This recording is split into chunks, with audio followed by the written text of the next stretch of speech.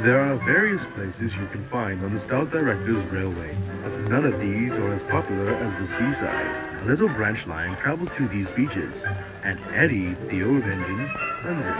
Will always be going to tired of the heavy trains jammed packed with passengers, especially during the summertime when demand is high.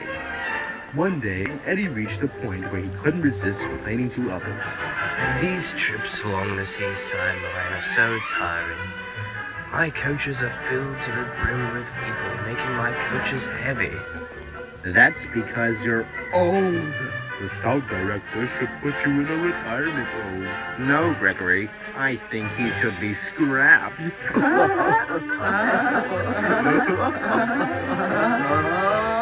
Those engines. The teasing wouldn't stop and didn't help at all.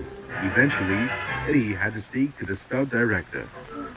The seaside trains are wearing me out. The summer heat, the heavy passengers, and to add to that, the big engines keep teasing me about it. I'm sorry, Eddie. I'm afraid there's nothing I can do about it. Everyone is too busy to help you with your trains. You'll just have to deal with the workload yourself. And Eddie did exactly that, though he didn't want to. One day, nothing changed. Eddie stopped at all of the stations along the line and rested in a siding at the end of the line before turning around and going back. Until... What the... the ground below Eddie began to sink. Help! I'm sinking! Eddie sank so far that he couldn't get out. Just then, his driver and fireman arrived after getting refreshments. Good God, Eddie, are you all right? Well, clearly not. Can't you see I'm in a hole? How do we suppose we get him out, Clarence? We've got to make the return journey in 12 minutes. Oh, only on a Monday. Soon, Norman arrived with the crane and the Stout Director. Eddie, you've caused me a massive load of problems that I don't know how to fix. I'm going to get a lot of complaints from angry passengers and possibly some legal troubles because you decided to pull this stunt. I didn't do any of this.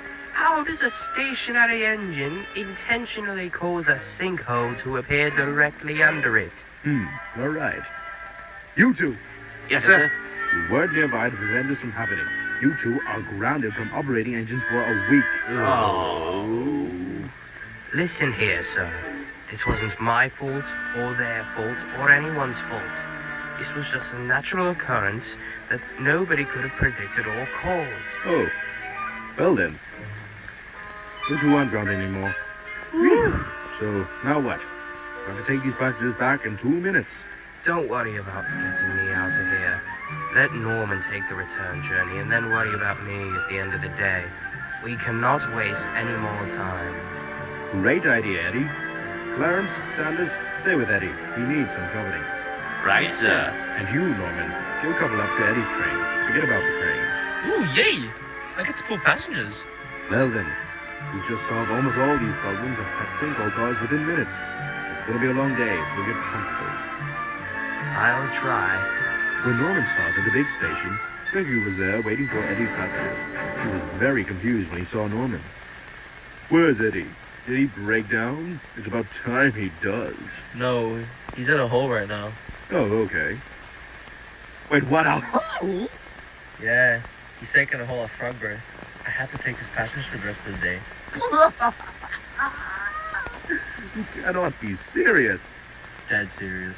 That is the funniest thing ever. I have to tell the others. And he did just that. He told every engine he met on his trip, and they told everyone they saw. Meanwhile, Eddie sat in the hole. What do you expect? The screw was putting out his fire, because, of course, they had nothing else to do. You know what, guys? What is it? About that break I've been longing for. I think this is it. It's far from what I expected, but I'm loving it. Yeah, you're right. This is pretty nice. Let's all enjoy this while we can. Throughout the rest of the day, Eddie occasionally saw Norman, and Norman sat nearby Eddie to talk. When evening came, the sky became many bright colors as the sun set. As soon as the sun fell behind the horizon, Norman arrived. I'm done. Now, it's time to get you out of there. It wasn't long before Eddie was freed from the hole and ready to head home. Norman offered to pull his trains the next day while Eddie got repaired. By the time Eddie returned to the sheds, everyone was already there. Hey, look, it's Eddie. Let's tease him. Hello there, Eddie. How was your Hollowday?